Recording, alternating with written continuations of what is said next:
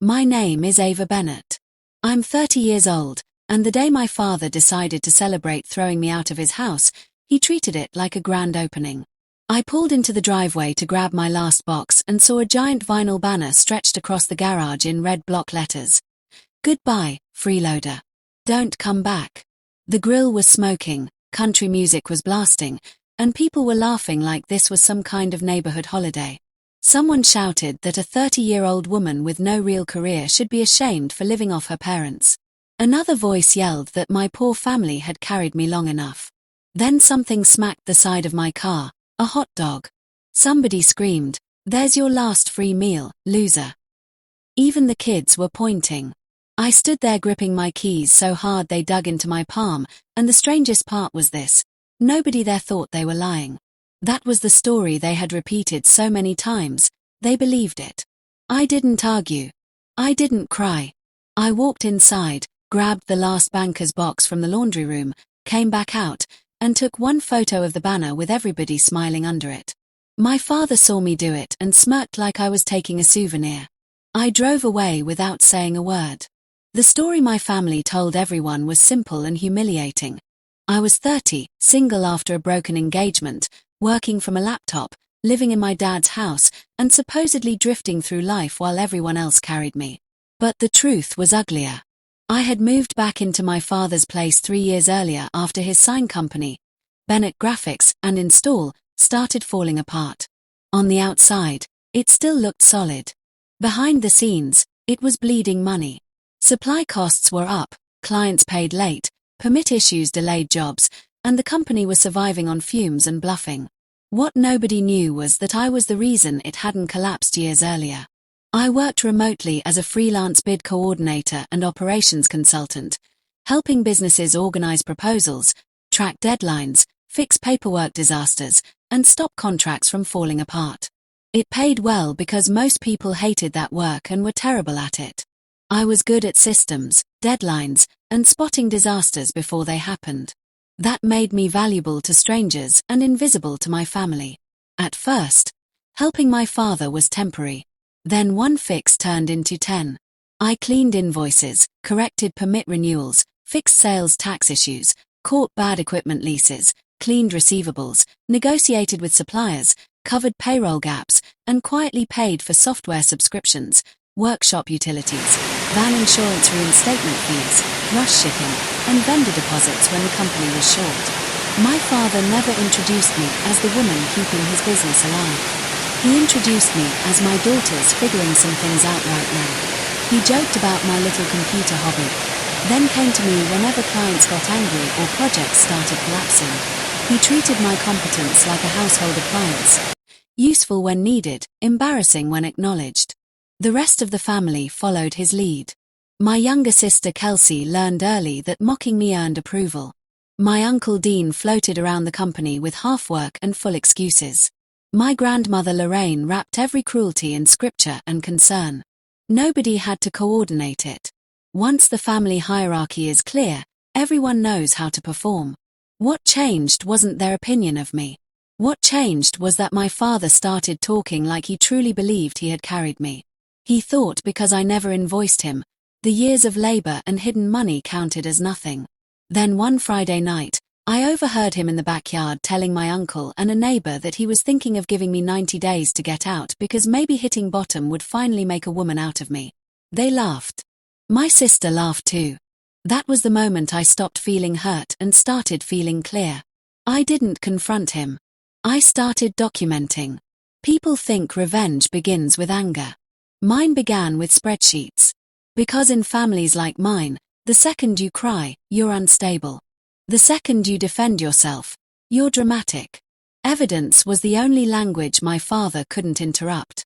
So I built a record of everything, every rush payment, every software renewal, every emergency order, every permit fee, every fuel transfer, every invoice I corrected, every bid package I rescued, every text where he said, "Can you just handle this one thing?" Every voicemail from Dean asking for money, every message from Kelsey asking me to front rent because Dad said things were tight. After 3 years, the company support alone had crossed $112,000, and that didn't even include unpaid labor. Around the same time, I got a stable contract from a regular client in Colorado. Enough to move, rent my own place, and stop building my life around people who only loved me when I was useful and invisible. I signed the contract, put a deposit on a one-bedroom apartment outside Denver, rented a storage unit, and told no one. Then I slowly moved things out in batches so small nobody noticed. My father beat me to the formal eviction speech by 6 days. He cornered me in the kitchen and said he wanted me out by the end of the month. He said he was doing it because he loved me enough to stop enabling me. He said no respectable man would respect a woman still leaning on her father at 30. He said I needed a real job, my own place, and a wake-up call. I asked him one question: do you want me gone or do you want an audience when I leave? He smirked and said maybe both. I knew then that if the truth was ever going to land, it needed witnesses. Not just facts, but consequences. So I nodded like I was ashamed, finished moving everything valuable by Thursday, and on Friday night I quietly removed my card from the vendor portal, closed the auto-pay backups tied to company utilities and service accounts, and informed one supplier that future emergency orders would need management approval. I didn't sabotage anything.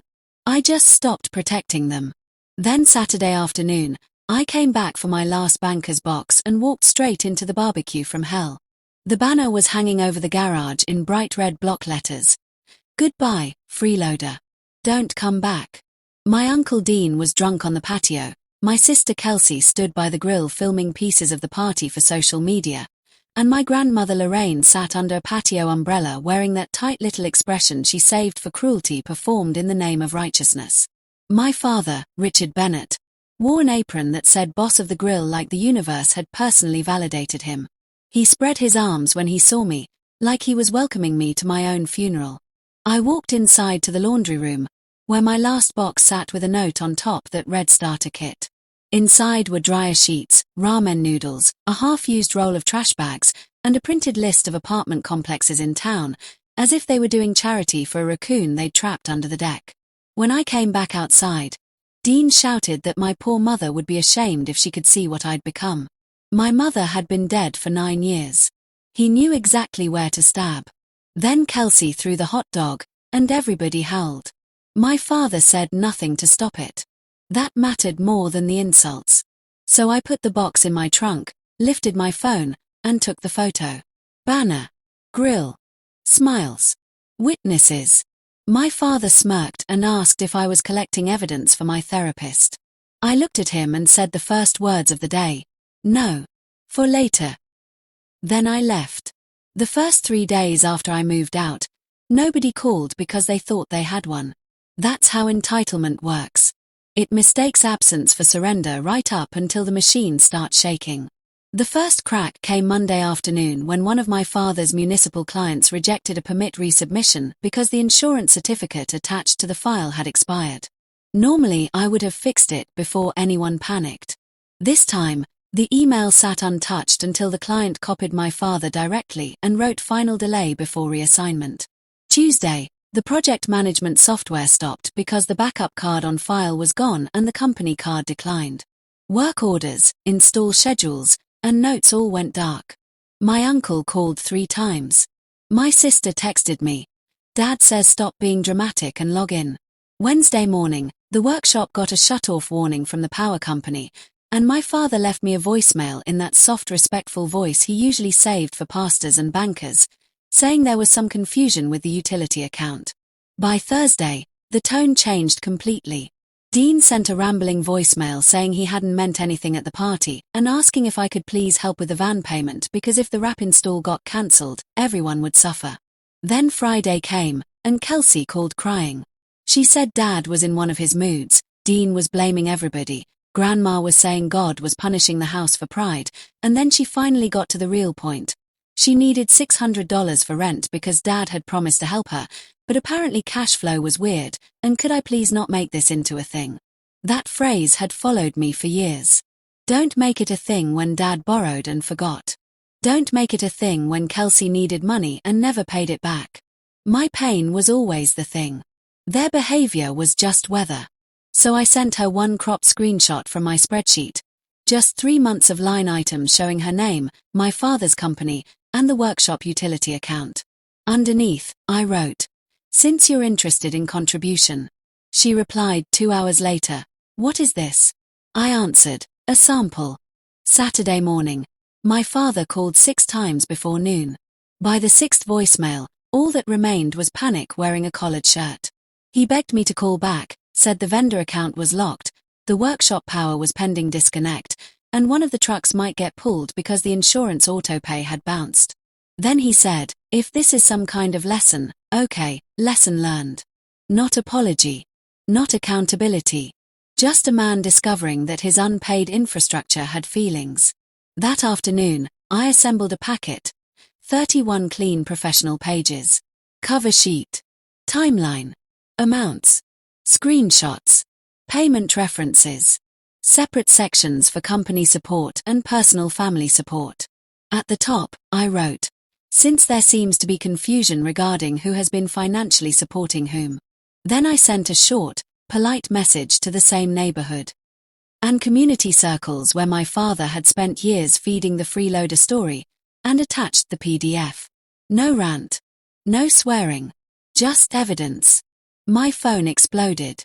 Neighbors who had laughed at the barbecue were suddenly texting me, "Oh my God, is this real?" Church women who had smiled through my humiliation were suddenly apologizing. Kelsey's message was my favorite. "Why would you send this?" Because that's always the real crime in families like mine. Not the cruelty, not the lies, not the humiliation. Exposure. By Monday, the consequences were practical. A municipal client paused an active contract. A long-term supplier moved the company to cash only. A few church referrals quietly dried up. People became less eager to recommend Bennett Graphics and install once they found out the freeloader daughter they publicly mocked had also been their unpaid operations department. Then, 3 days later, my father showed up at my apartment holding the packet, slightly crumpled at the edges from how hard he'd been gripping it. He looked smaller somehow. When I opened the door, he didn't yell. He just stood there and said, "You humiliated me." I looked at him for a long second and said, "No. I documented you." Then he tried the usual words: family, privacy, loyalty, respect. He said I should have handled it inside the family. But inside the family was where truth went to die. So I told him, "You made me public first."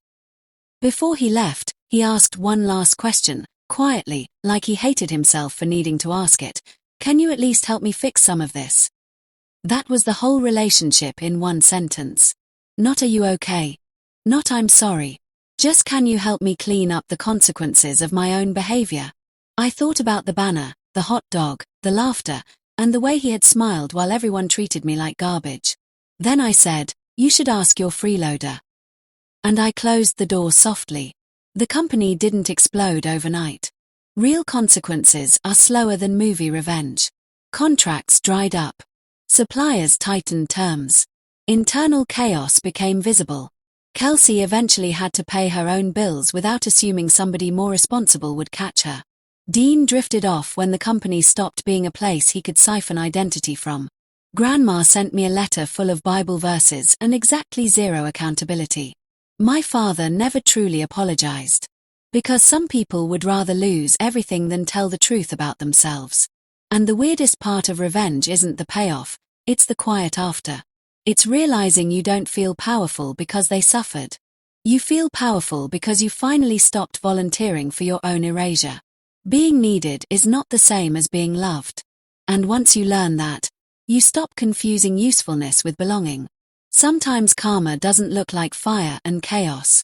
Sometimes it looks like paperwork. Sometimes it looks like silence. And sometimes it looks like letting people experience life without the invisible person they mocked while standing on her shoulders.